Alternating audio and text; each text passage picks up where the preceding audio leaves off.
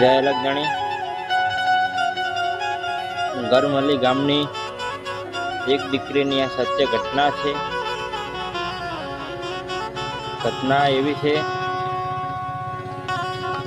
કે દુઃખ સંતોએ તમારા ને મારા દુઃખ સંતોએ લીધા છે. ગરવાલી ગામમાં એક દીકરી, એને ઉંદરીનો રોગ થયેલો. ગામના લોકોને બધાને ખબર પડી કે આને ઉંદરીનો રોગ છે અને આને કોઈ પણ દવાથી આને મળતું નથી. ડોક્ટરે પણ એવું કીધું કે આ ઉંદરીના રોગમાં જો ગળપણ નાખી અને કૂતરું ચાટે તો આ રોગ મટે એમ છે. ત્યારે સાહેબ, જેથી સમય આપણો દુબળો હોય ને, આ જગતની માલિકા કોઈ આપણું સગું થતું નહીં. એટલે આવા રૂડા સંતોના ચરણમાં રહેજો. એટલે જગતની માલિકા કોઈ પણ દુઃખ આવશે તો અંત સમયે ગુરુ સગો કા સંત સગો. અંત સગો એક શ્રી રામ. तुलसीदास कहे इस जीव को और 3 विश्राम. માટે આ દીકરીને બધા ગામના લોકો, જે ગરમલી ગામ છે એ ગામના લોકો બધા આ દીકરીને બહાર કાઢી મૂકે છે. બહાર એને ગામની બહાર કાઢી મૂકે અને બહાર એ દીકરી એકલી રહે છે. ખાવાનું લોકો આપી જાય, પણ કેવી રીતે? ખાવાનો ટાઈમ થાય એટલે જે પણ લોકો આવે એ ખાવાના જે ભોજન દીકરીને આપે એ ભોજનનો છૂટો ઘા કરે. આવું અનાજનું અપમાન કરીને દીકરીને એ ભોજન આપતા ગરમલી ગામના લોકો. એ દીકરીને પછી થોડા દિવસો વીત્યા પછી એમ થયું કે આ રોગ મને મટશે નહીં. આનાથી પીડાઈને મારે જીવવું એના કરતા તો મારે મરી જવું સારું.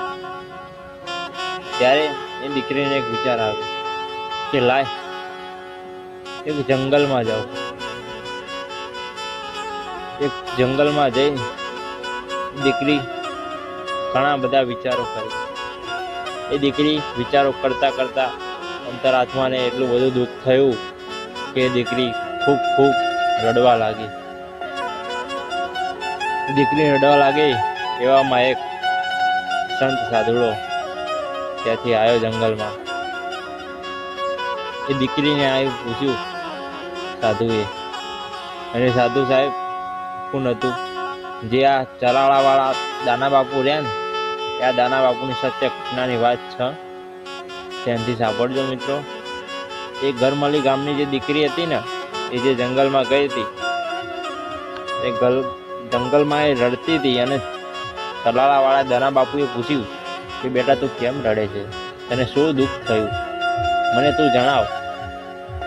ત્યારે એ દીકરીએ રડતા જણાવ્યું કે મારા બાપ, એ સાધુ, હે પરમ કૃપાળુ પરમાત્મા, તમે મારી આ દુઃખ વેદનાને હું તમારી આગળ સી રીતે તમને કહી શકું? બધા દવાખાને હું જઈ આવી, પણ ડૉક્ટરે બધાએ ના પાડી દીધું કે આ રોગ મટે એમ નથી. મારે તમને કહીને શું ફરક પડવાનો? એટલે સાધુએ ફરીથી કીધું કે બેટા દીકરી, એકવાર તો મને કહે અને શું રોગ છે?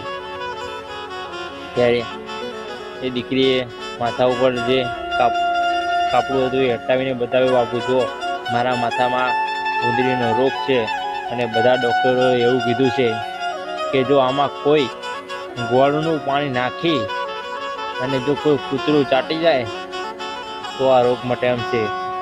ત્યારે એક આ ભારતનો સંત સાહેબ બોલે તો, એ આ સંતની તાકાત છે, તમે જુઓ આ સંત શું કરી શકે?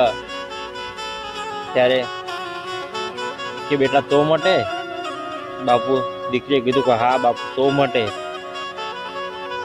ત્યારે આ ચલાળાવાળા દાના બાપુએ એવી પરમ કૃપાળુ પરમાત્માને પ્રાર્થના કરીએ છીએ કે હે પરમ કૃપાળુ પરમાત્મા, તન મન ધનથી મેં તારું ભજન કર્યું હોય, મારા અંતરાત્મામાં કેમ કાળો ડાઘ ના હોય, તો હે મારા નાથ, હે મારા આદો અનાદિના નાથ, મને આ દીકરીનું દુઃખ જોવાતું નથી, એટલા માટે તમે મને કૂતરું બનાવો.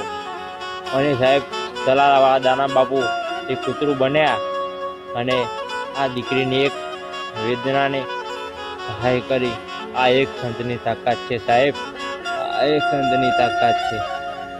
એટલા માટે તો કેવું કીધું છે कि संत जो न हो तो जो संसार में तो हड़गे जात ब्रह्मांड, कि जो संत न हो तो जो संसार में तो हड़गे जात ब्रह्मांड, ज्ञान केरी लहर से एमा ठारत ठामो ठाम.